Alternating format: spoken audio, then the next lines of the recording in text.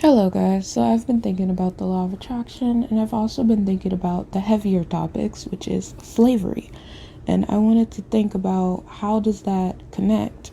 And so, one, I really think, again, slavery never ended. It's just taken this newer form, of course. So, what we used to say is slaves still exist, it's just under a new name. And I'd call it a wage slavery, where people are just slaves to their paycheck. Like, they cannot think for themselves. They can't really use their own mind, as we know, because we're busy having to work for money. And the jobs that we do for money, guys, do not help anyone. There are people who work at Walmart. There are people who work at a fancy high-end makeup store. There are people who work at other grocery stores, railroads, office supplies. What other businesses are there? Clothing stores, factories. They will have oversupply of product. And you can watch this. It's public knowledge, it's public information. Even the Amazon warehouse, where they cannot sell anything and they have to throw it away. And they hire workers to create things, then they hire workers to destroy things so no one can get them. And that's why I say this work is meaningless and they don't want you to make money. A lot of businesses do not make a profit and then they put it on their fucking taxes, put it down as we have too many expenses, and then $0 they pay the government in taxes because they own the government and they also are the ones who write the laws. So we have very powerful people who they don't care about money. They own oceans, they own houses, they own streets, they own what you can eat in a store. They own a lot of companies, y'all. And then they own suppliers. So when you make your own business, you're still giving them money because they own the suppliers that supply you in other countries. Like, they made up the names for countries. Like, guys, even if I want to travel right now, I still can't travel anywhere because I can only travel to the places that my country allows me to.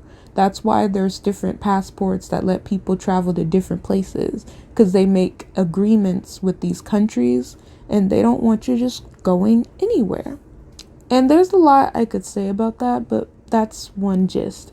And so when I talk about slavery, I really think about it's something to take away your mind and your inner wisdom, because all people are 99.6% the same. We're also the same as everything on this planet. We are connected with trees, other animals, grass, rocks. Like, we are connected with all of nature. We're not the only things put on this earth. But if you let it be happening through slavery, like, let slavery tell it, let our enslavement tell it, let the news, movies, everything tell it, we're the only things that matter. We're the only things on this planet. And everything else is, yeah, I don't know. There's no story for why that thing's there. It's to help us. That's really what I get. And so, with the law of attraction, I think they really focus on taking our mind. So, if you're at a job and your job is yelling at you to do right to customers, you will notice the boss yells at you, then the boss will mess up. And the boss does not punish himself, herself at all. That's because they're only there to make you angry and take your mind and then make you not focus. Because they do not give a fuck about customers. And so that's just one example. And so I'm saying that law of attraction, your mind is very powerful.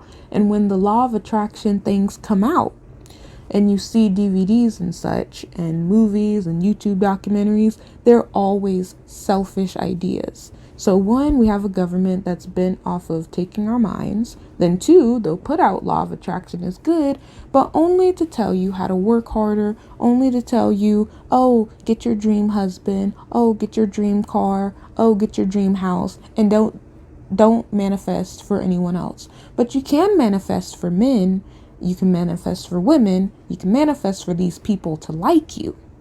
But don't manifest for people to get rich. Oh, unless it's your mom, you can manifest your parents to get rich, but don't manifest for the world, right? You can't really manifest, for example, they will not tell you manifest for the world's issues. Oh, you see that racism is an issue. Do not manifest a world without racism.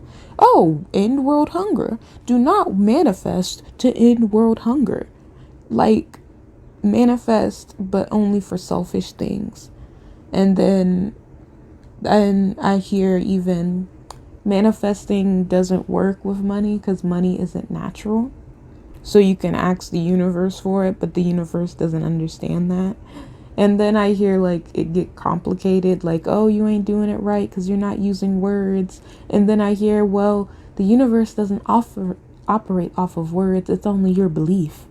And it's those vibrations. But my point is, manifesting gets made so complicated that people have courses and make you buy books for it. And they make it into a profit making mechanism, which is not what it's supposed to be. So yes, I do think your mind has power.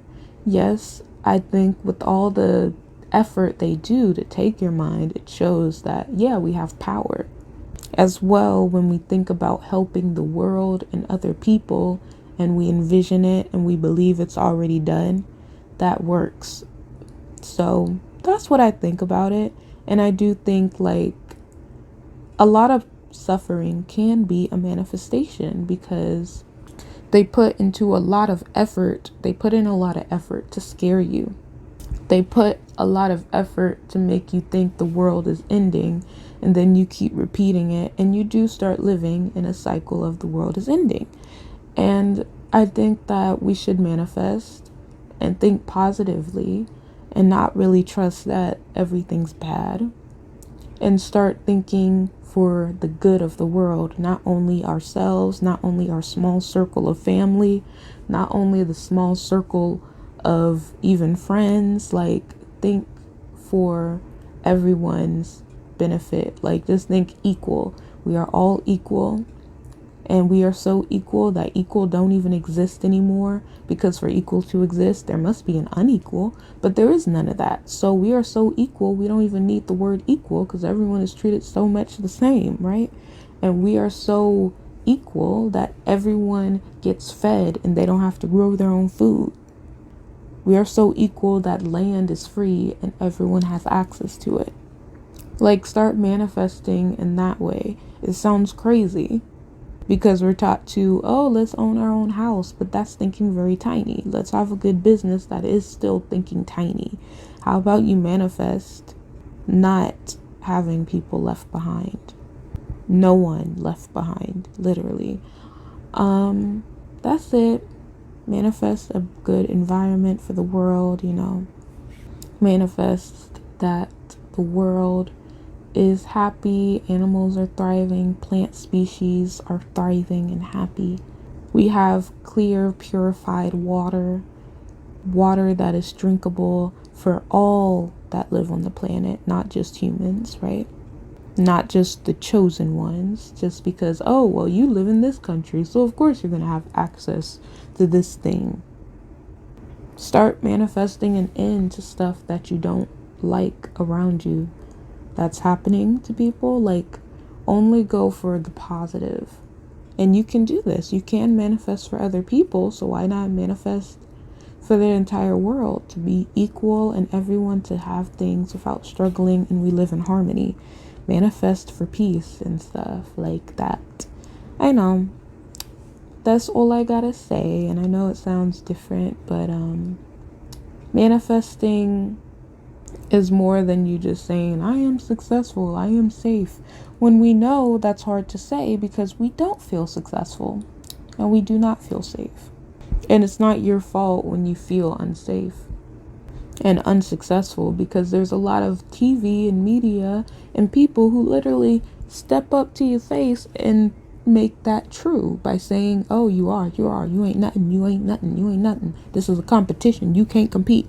Like, we hear that, and we can still unlearn it, but I just want you to know that it's okay if you feel that way. It's not exactly your fault. And that that makes me feel better. So then to manifest a world where there is no ugly, there is no pretty, where everyone can just be, because that's how we lived, start manifesting like that. A lot of people, I think that's why their manifestations get hard, because I know that's why it's hard for me, because I just feel like, you know what? I don't really want there to be a rich. I don't want there to be a poor. I don't want to have to be above somebody. I don't want someone beneath me anymore. And I think that's how a lot of people feel. But common manifestations are just so focused on, again, what people in power want you to believe, which is have the most money, have the nicest car, have some new clothes. And it's just like, these are all things you can look up easily. They are widely and readily available. Have a new job for like manifesting, when really we should start changing the world for, again, the better, which is peacefuler, the better, because that's what rich people do. They change the world with their minds, but they put it in a negative way. And then they teach us, oh, how about you just change your one self as one individual and don't think about anyone else? And it's like, no. This country, for example, America, was built off of some papers called Manifest Destiny, because these white men saw the land and they said, this is here for only us to manifest and reveal our true destinies to be kings or whatever.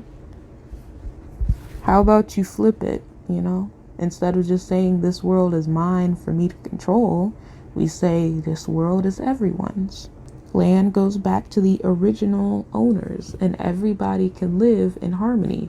Like, we aren't going to get kicked off the land, but we can at least start living for free and living with respect. Stop killing each other.